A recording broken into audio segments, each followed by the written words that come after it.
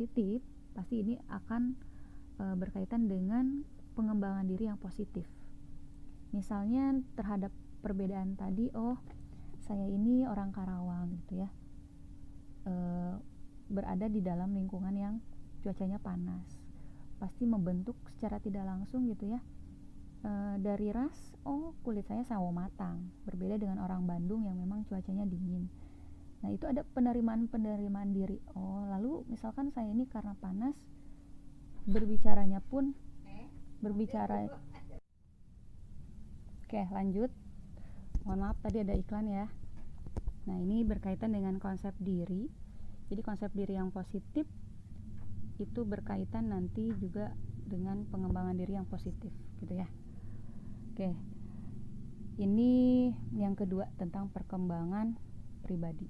Jadi ketika siswa merasa baik tentang dirinya, maka dia akan lebih terbuka dan menerima gitu ya dalam berinteraksi dengan orang lain, dan dia bisa menghormati budaya dan identitasnya.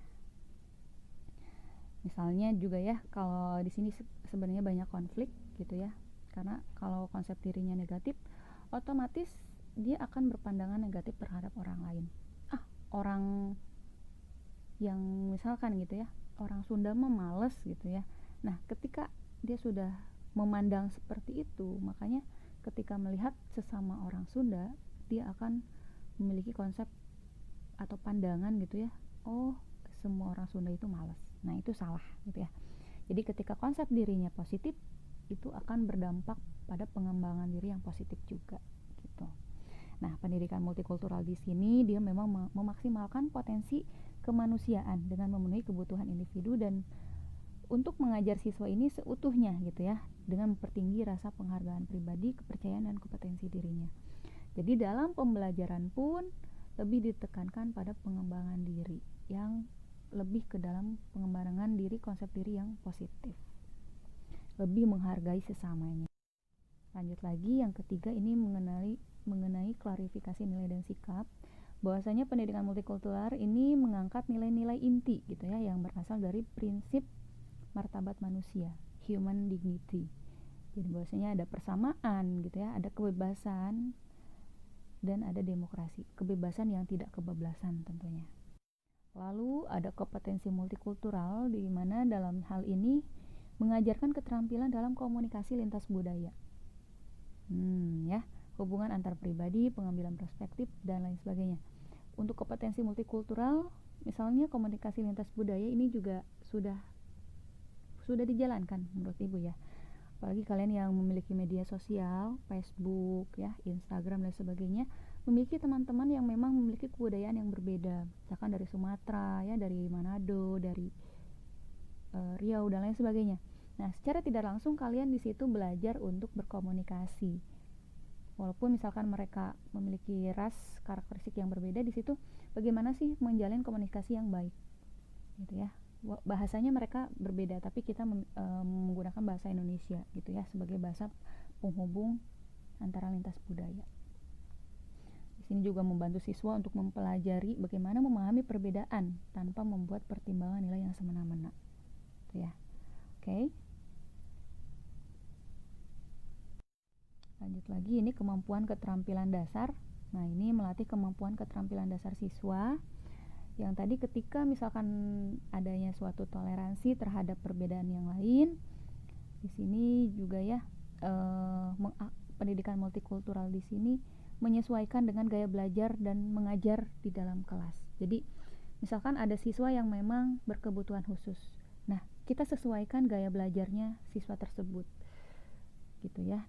Itu ada sekolah yang memang ada inklusi, artinya dalam satu sekolah itu, satu kelas itu maksimal ada 2 anak yang berkebutuhan khusus yang diperbolehkan ikut dengan anak normal. Nah dalam hal ini gitu ya, pembelajaran pasti disesuaikan dengan karakteristik anak. Jadi dalam pelayanannya pun untuk anak berkebutuhan khusus ini akan berbeda dengan anak yang normal ataupun memang dia yang masuk kategori jenius gitu. Nah pengalaman belajarnya pun di sini lebih kontekstual, artinya dalam pendidikan multikultural ini disesuaikan dengan lingkungan yang memang berada di dalam siswa. Nah sekarang juga sudah masuk ke Merdeka Belajar. Nah, ini salah satunya integrasian dari pendidikan multikultural juga gitu ya.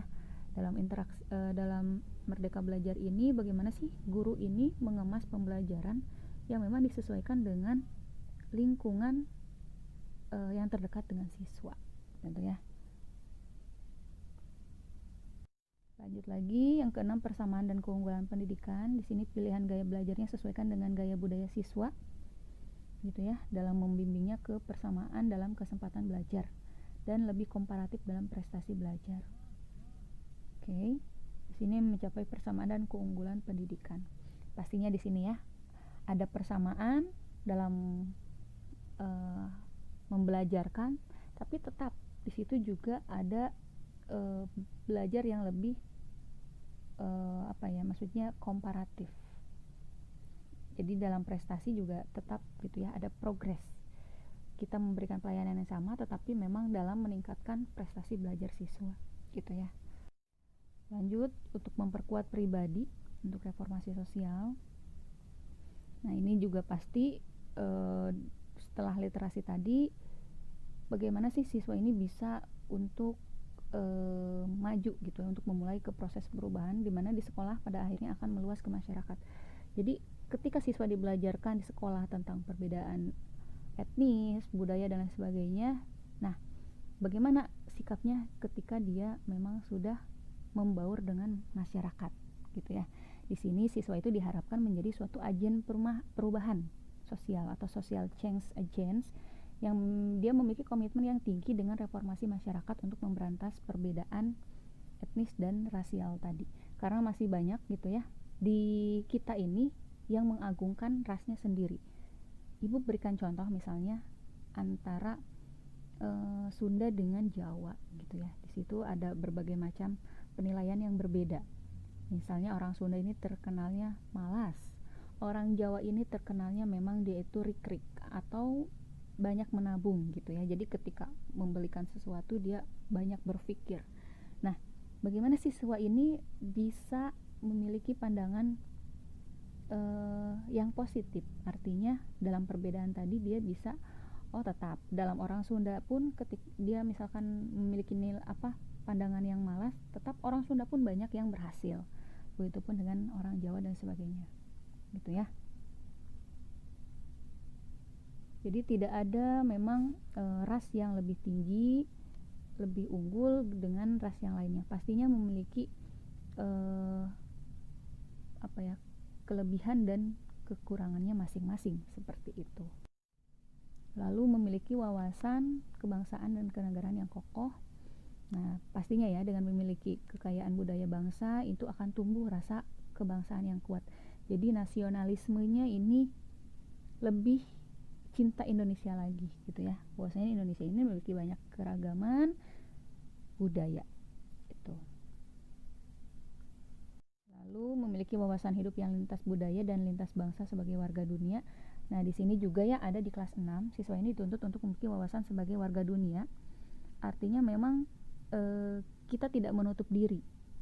Kita tahu Indonesia itu kaya akan budaya, tapi kita juga hidup di dalam dunia. Artinya masih banyak negara lain yang memang memiliki budayanya yang berbeda. Tapi bagaimana siswa ini kita ajak berpikir secara internasional gitu ya, untuk tetap peduli dengan situasi yang ada di sekitarnya.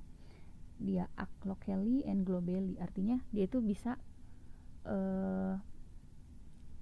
maksudnya di sini berpikirnya secara internasional, tetapi dia tidak melupakan budayanya sendiri gitu. Bahwasanya kita di Indonesia dan ada negara-negara lain, kita juga harus tetap mengetahui budaya mereka, tetapi tidak melupakan budaya kita. Jangan sampai kebablasan di sini gitu ya. Kita memiliki wawasan yang lebih dalam tentang budaya lain, tetapi kita melupakan wawasan tentang kebudayaan kita sendiri. Ini sebenarnya banyak yang terjadi gitu ya untuk anak-anak muda zaman sekarang, lebih K-popers dan lain sebagainya gitu ya. Dia bangga memakai gaya-gaya pakaian yang menirukan orang luar gitu ya, ketimbang Indonesia. Nah itu, jadi jangan sampai kita membuka wawasan untuk internasional gitu ya, global gitu ya, tapi melupakan lokal. Nah, seperti itu. Lalu dapat hidup berdampingan secara damai. Nah, ini dengan adanya perbedaan-perbedaan tadi, diharapkan dalam pendidikan multikultural ini siswa ini dapat hidup berdampingan secara damai walaupun memang banyak sekali perbedaan gitu ya. Nah, seperti itu. Nah, fungsinya di sini jelas ya, memiliki konsep diri yang jelas, membantu memahami pengalaman kelompok etnis dan budaya ditinjau dari sejarahnya.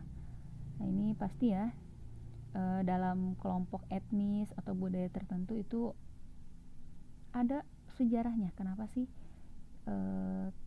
terbentuk suatu etnis tertentu?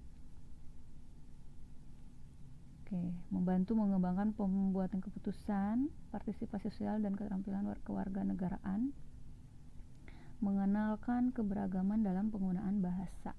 Nah, ini sama ya. Nah, lanjut ke fungsinya juga ada perubahan diri, perubahan sekolah dan persekolahan,